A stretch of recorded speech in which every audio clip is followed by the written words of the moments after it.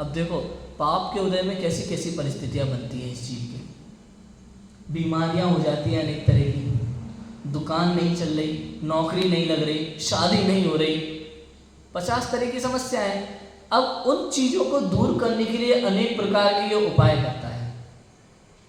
भाई मान लो किसी को डायबिटीज़ हो गई, ठीक है, शुगर की बीमारी, अब बीमारी से वो परेशान है, भाई बीमारी है, उसका इलाज कराता है, दवा लेता है समय पर, यहाँ तक तो ठीक है।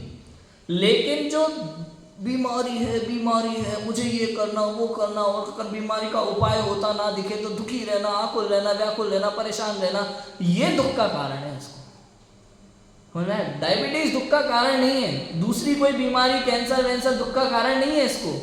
इसको दुख का कारण क्या है? उस समय में होने वाली आकुलता। आपने कई लोग देखे होंगे बीमारी होते हुए भी लोग खुश रहते हैं, अपना समय पे दवाई लेते हैं, खुश रहते हैं, भाई बीमारी है तो है, उसका क्या कर सकते हैं, कर्म के उदय के अनुसार है, असाता वेदनीय का उदय है, असाता वेदनीय की स्थिति जब दूर होगी तब अपने आप दूर होगा, आप और हम कुछ कर सकते नहीं है। सहज परिणाम के अनुसार दवा ले सकते हैं बस, और कुछ कर सकते नहीं। अब उसमें जबरदस्ती भाई बीमारी, अगर आज अभी ये नहीं किया तो ये हो जाएगा, ये नहीं किया तो ये हो सकता है, हार्ट अटैक हो सकता है, ये हो सकता है, बैठे बैठे दुखी हो रहा है फालतू में सोच के, कुछ हो नहीं रहा उसको, अभी कुछ भी नहीं हो रहा है, बैठे बैठे दुखी होता रहता है सोच के, अभी से ही पूरी प्लानिंग कर लेता है, ये हार्ट अटैक हो सकता है, ये हो सकता है, वो हो सकता है। और यहाँ तक कि अपना छोड़ो, खुद तो परेशान है, खुद तो दुखी है, दिन भर प्रति समय उसी में लगा है, दिमाग में वही चल रहा है प्रति समय। दूसरा व्यक्ति कोई, उसको भी बीमारी हो और वो खुश नजर आए, उसकी तरह दुखी नजर ना आए, वो खुश नजर आए, तो उसको देख के दुखी हो जाता है। इनको ये बीमारी है यार, इनको बिल्कुल चिंता नहीं है, मैंने देखा ऐसे रहते, मस्त रहते, खुश रहते, तो क्या करें, तुम्हारी तरह दुखी बैठे रहे, बीमारी को पकड़ के बैठे रहे। समझ में आया कि नहीं आया?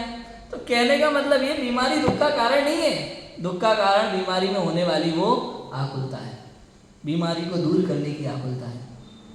भाई सहज रूप से, सहजपने आपको कोई कर्म के उदय से रोग हुआ, उस रोग को दूर करने की इच्छा हुई, वहाँ तक ठीक है, आपने डॉक्टर को दिखाया, दवा ली, सहज रूप से सब कुछ सहज है, यहाँ तक ठीक है।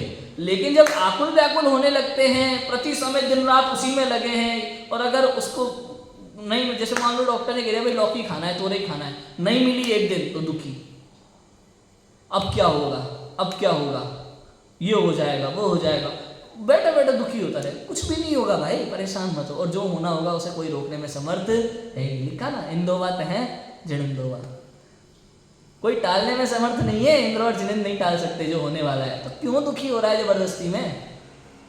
मैं ये कहना चाह रहा हूँ कि समस्त परिस्थिति कैसी भी हो, पाप के उदय में अनेक परिस्थितियां आपको देखने को मिलेंगी जीवन में, पर तू दुखी मत होना, आकुलित व्याकुलित मत होना। अगर तू उस प्रॉब्लम को सॉल्व कर सकता है तो उसके बारे में सोच, कोई दिक्कत नहीं है, लेकिन उस प्रॉब्लम को पकड़ के दुखी मत बैठ। मैं ये कहना चाह रहा हूँ, समझ में आया कि नहीं आया? भाई दुकान नहीं चल रही, शादी नहीं हो रही, नौकरी नहीं लग रही, बैठे रहो, अब पंडित को दिखाएंगे, वास्तु का चक्कर, ऐसा डराए, पंडित भी ऐसा डराते हैं गजब कि भाई शनि का प्रकोप है, मंगल की माया, ऐसा डरा के उनसे पैसे ले लेते हैं, यज्ञ करना पड़ेगा, हवन करना पड़ेगा, वो हद हो गई यार। आप क्या कर्म का उदय चल रहा है, आपके यज्ञ हवन से क्या कर्म टल जाएंगे क्या? सोचो, कर्म दो प्रकार की निर्जरा होती है कर्मों की, या तो अविपाक निर्जरा होती है या फिर सविपाक निर्जरा, या तो फल दे करके झड़ते हैं या फिर आत्म ध्यान के निर्विकल्प अवस्था से झड़ते हैं। अब आप सोचो, पंडित का हवन वगैरह से क्या कर्म कट जाएंगे क्या?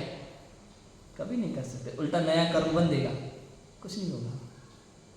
तो ये उपाय पंडित टोडरमल जी तो कह के चले गए आगे कि तू ये बीमारी में दवा के उपाय करता है, ये दौड़ना, जिम करना, ये हष्ट पुष्ट शरीर को हष्ट पुष्ट रखने के लिए दिन रात पागल रहता है उसके पीछे, ये सारे तेरे उपाय झूठे हैं, सारे उपाय झूठे हैं, ये उपाय सच्चे नहीं है। समझ में आया कि नहीं आया? कितना ईजी है।